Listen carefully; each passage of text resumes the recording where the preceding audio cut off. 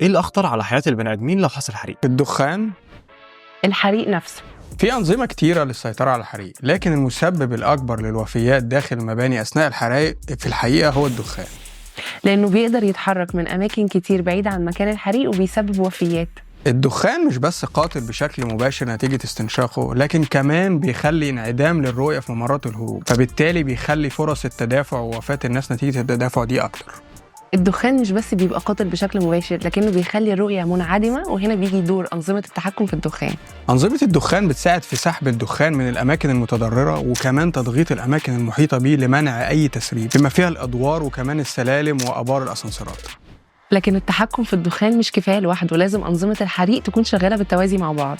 الأنظمة دي لما بتشتغل بشكل متزامن مع بعض بتقلل الفرص بتاعة التدافع أو بتقلل فرص الوفيات نتيجة الحريق، وكمان بتزود فرص النجاة.